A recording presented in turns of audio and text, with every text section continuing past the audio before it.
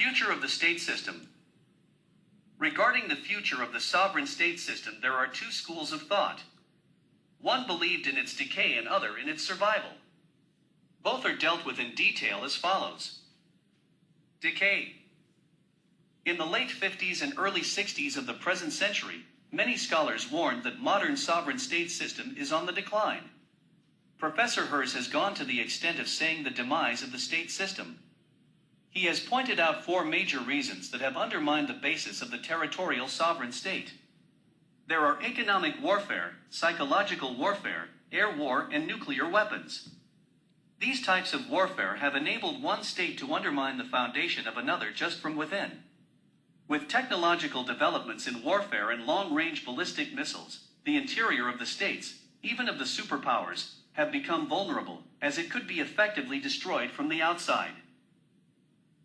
Under these conditions, no state is any longer able to defend the sanctity of its territorial integrity. The principle of territoriality and its accompanied principle of sovereignty appear to be undergoing a great transition. Impenetrability or territoriality of the modern state has become irrelevant. Morgenthau and Bolding have also expressed the same opinion. According to Bolding, world has come closer owing to the improved system of communications, and every part of the world can become an easy target of aerial and nuclear warfare. He has suggested the term conditional viability to explain the restriction on the concept of sovereignty. This restriction is the outcome of military power and communication system. The emergence of non-state performers has also challenged the validity of state system. Their rise is caused by the failure of the state system in combating the economic, security, and ecological challenges of present times. The sovereign state's no longer the role actor in international relations. Its exclusive domain and role have been challenged, according to Frankel, by other actors such as intergovernmental organizations, NATO, EEC, CMEA, Comecon, etc., interstate non-governmental actors. Vatican or Holy See, MNCs, TNCs, etc., and international actors, Zionist lobby, PLO, etc. Lurkin said call them multilateral actors and classify them as bloc actors, West and East blocs, the universal actor, UN and its specialized agencies, and limited or regional actors, OECD, CMEA, SARC, OAS, Commonwealth of Nations, etc. Then there are international individuals who rise above their nationality and propagate things in their broader, international context. Lester Pearson, Raoul Prevelsh, Robert McNamara, Mother Teresa, Mahatma Gandhi, Martin Luther King, Jr., Andrew Carnegie, etc. fall in this category. No doubt majority of these non-state performers have remained busy in doing non-political tasks, and have not openly confronted with the states, yet these have greatly affected the state system. These have definitely achieved the distinction of being basic factors of national and international politics. Sovereign states are also threatened by certain domestic forces.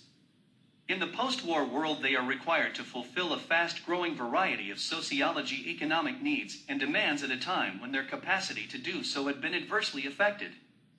They have turned into a complicated multifunctional forms of social organization, while becoming less capable of performing all these functions.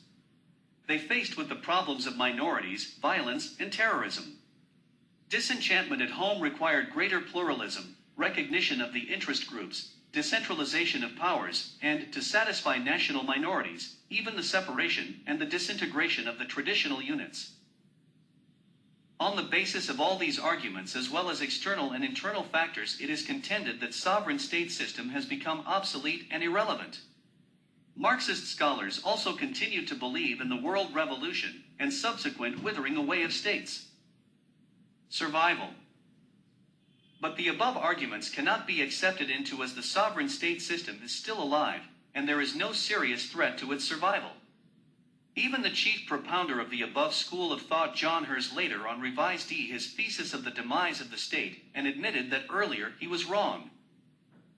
Certain developments like the Arab-Israeli conflict and the Vietnam crisis have convinced him that it is absurd to think of an end to the territorial state in near future.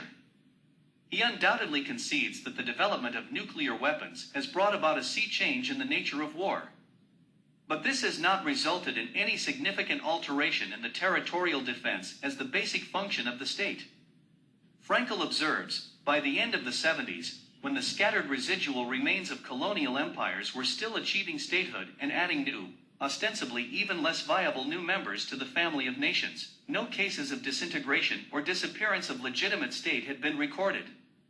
He also explains various causes for the stability and durability of states. 1. States generally retain their legitimacy, both domestically and internationally.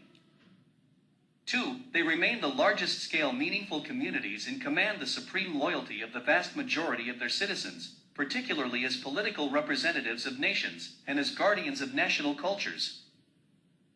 3. They retain the monopoly of territory and the near monopoly of large-scale legitimate force.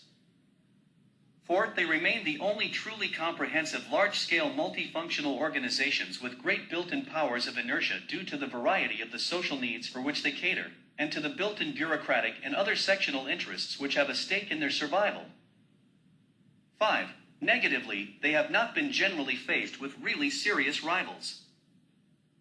6. Perhaps most importantly, as the discontinuation of any state could undermine the stability of international system as a whole and threaten others with a possibility of a major war, disastrous to all, everybody has now substantial stake in the continuation of the status quo. Thus, instead of declining, states are becoming more and more pervasive than ever before everywhere.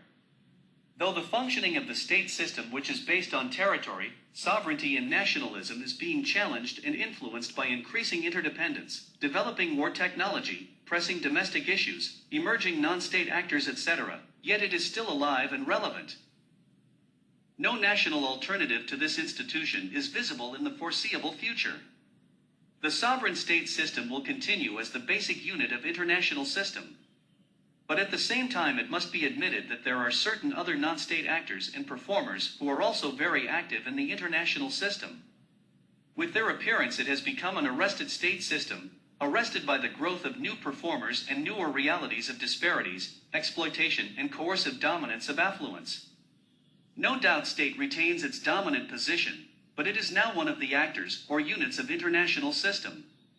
The state system is adjusting itself to these new realities, and its survival lies in such an adjustment.